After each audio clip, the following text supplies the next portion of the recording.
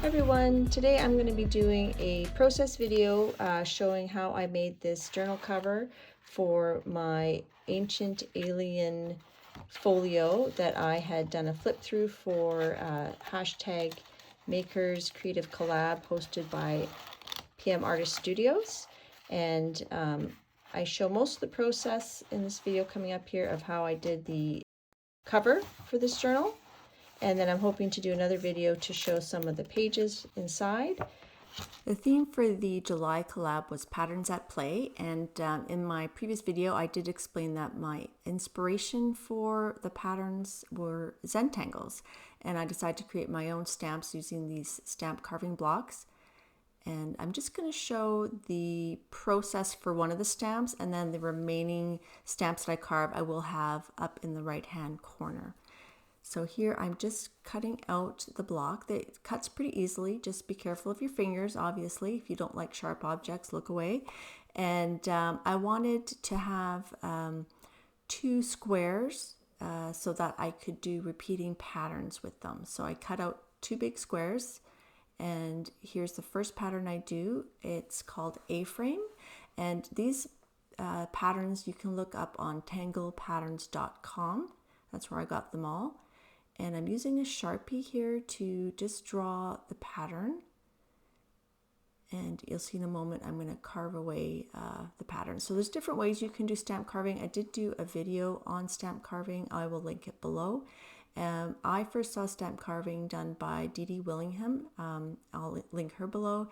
And also Mary, the Atelier, does a lot of stamp carving, so I'll link one of her videos below as well. And you can find lots of other videos about this on YouTube. I did use these tools, these carving tools that I got at a yard sale, and they're Stampin' Up tools. They're probably a little dull. It's probably better to get some fresh ones. I know that Speedball has quite a few different nibs. I only have 2 nibs, carving nibs. One's a V channel, which is this one, and then I have one that is a U channel, which does a little bit of a thicker line. So here it's pretty easy just to follow the line, and you can see there I was having trouble getting it to finish the end, so I used the ruler to support the carving block, and I do that here as well so I don't slip into the next design. So I just put my metal ruler into that channel and I use it to press against to get a nice clean line.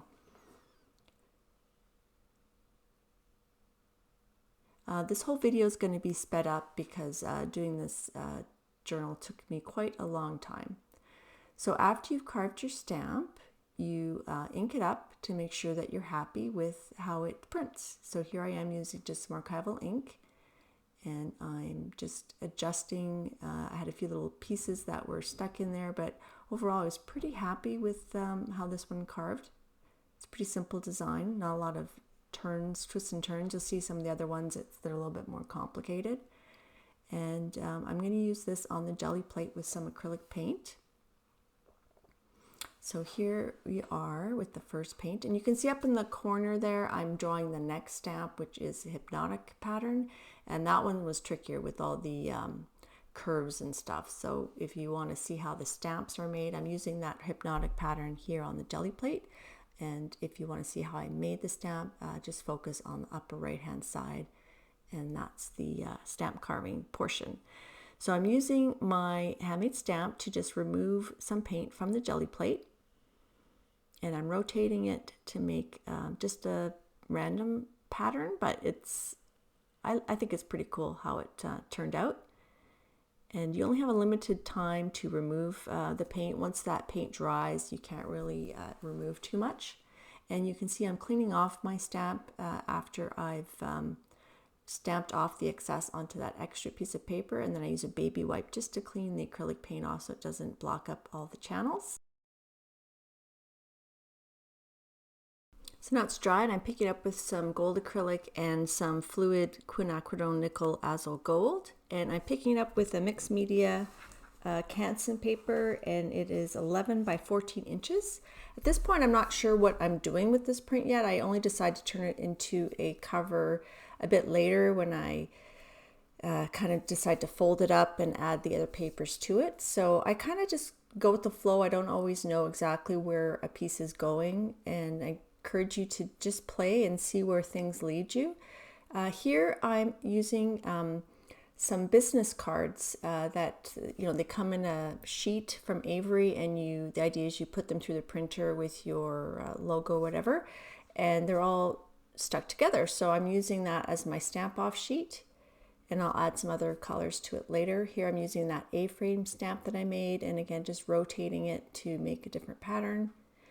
And I was actually looking for stickers, like label stickers I was going to use to jelly plate and add them, but this is what I found, so this is what I went with. And I didn't know what I was going to use them for, but I do end up making some little booklets and some little inserts for my journal using those business cards. So that'll be, you can look at my flip through for that, or my next video, I think I'll be showing a bit more about that. And here is the pickup print. I put it on the other side, and I didn't really love the color. It turned out a little bit too yellowy green. I was looking for more like teal green and blues with gold for this project to keep it in a color theme. And here it is. So yeah, I wasn't totally happy with that, but I will add some, I think, blue to it a bit later to tone it down.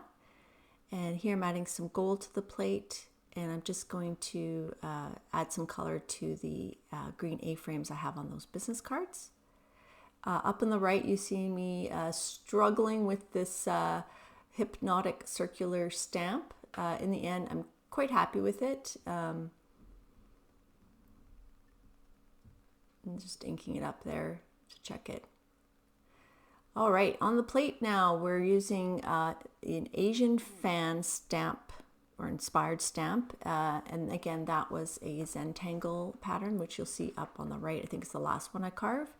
And it's fun to do like these stamps in individual like singles so that you can turn them, make different patterns with them. You can see if I line them up, you can have like an undulation, or if I rotate them, you get like an eye kind of shape in the middle.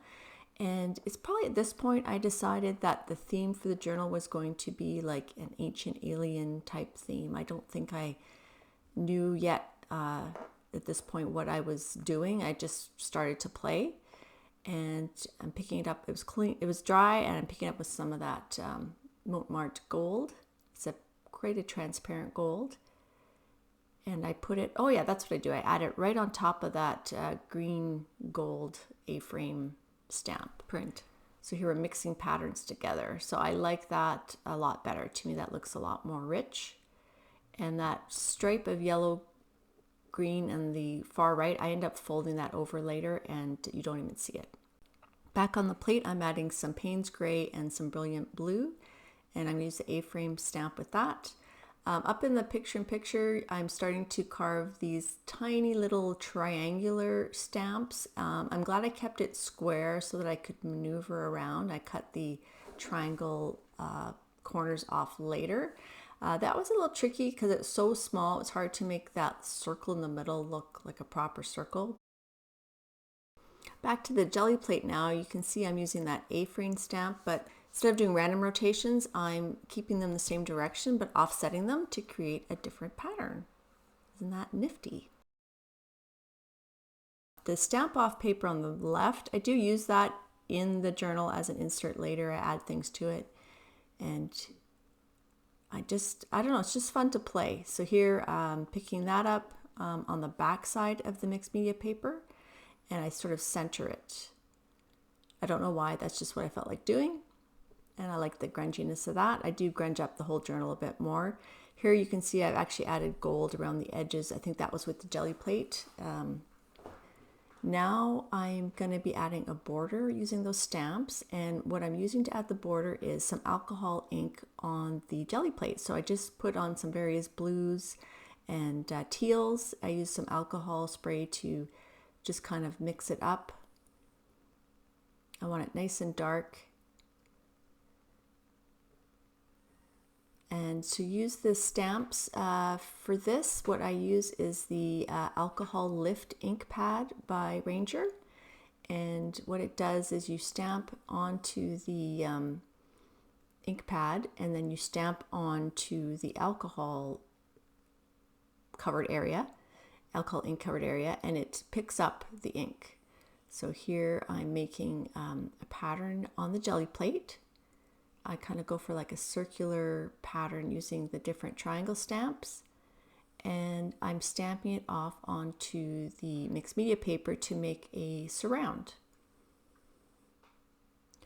This took quite a long time. I think this portion sped up to about 10 or 20 times. It was a long process, but it was enjoyable. I think I was watching a stream or something, watching some other creators play, and as you might be doing currently. You might be watching, you might be listening, or you might be fast forwarding. It's all good. It's all good. I appreciate you taking your time to watch my video. So I'm just combining the stamps, the triangular stamps, to make a pattern. Up on the right, you see me working on the Asian fan style, one that makes like little eye shapes. All right, and I kind of ran out of room on my journal cover, so I'm stamping off onto this piece of paper, and I do use a lot of these scraps later in the journal. And at the end, I had glued on some extra bits onto this cardboard, and I'm using that as well, these extra little triangular bits.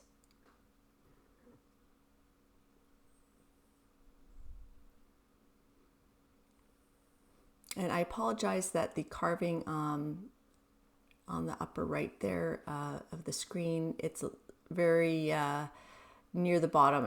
I was so into what I was doing, I sort of forgot the camera's on, and I didn't really check to see if I was centered. But you get the idea. All right, so that's dry. That alcohol ink is all dry, and I'm picking it up with that gold. And I'm using linen finish off-white ivory paper, and that's going to be the centerpiece of the journal. Here I'm using some stencils by Patty Tolly Parrish through iStencils, and I'm using these pictographs. I really like them. I thought they were very alien looking, and I'm using this Nouveau embellishment mousse. I believe the color was gunmetal gray. It doesn't actually say on the jar. So I kind of had to look on their website, and it seems to be more like the gunmetal gray. And I'm just squishing it in there. I kind of messed up the top one. I squished it a bit too much, or my stencil moved. This you have to wipe off your stencil right away when you're done. You don't want that drying on there.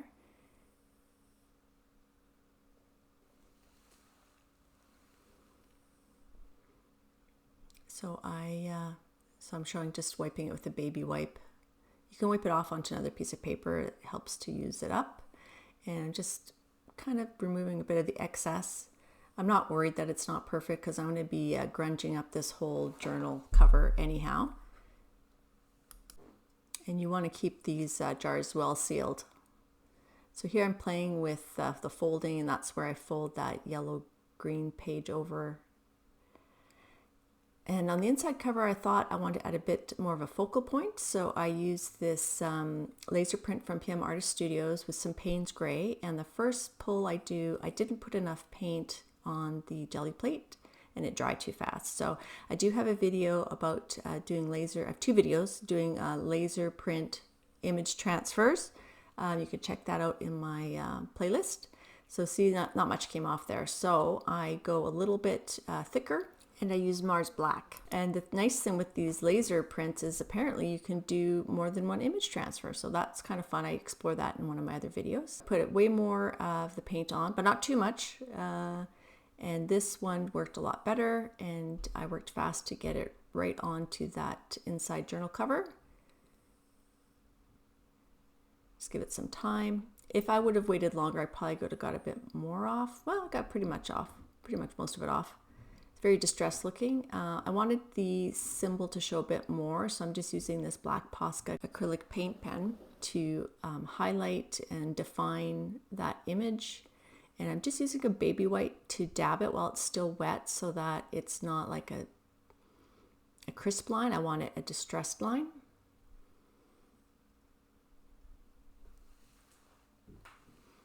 And I am referencing the print so that, especially on the left side, it was hard to see. So I kind of used the print as a template to let me know what to draw. There, you see it there.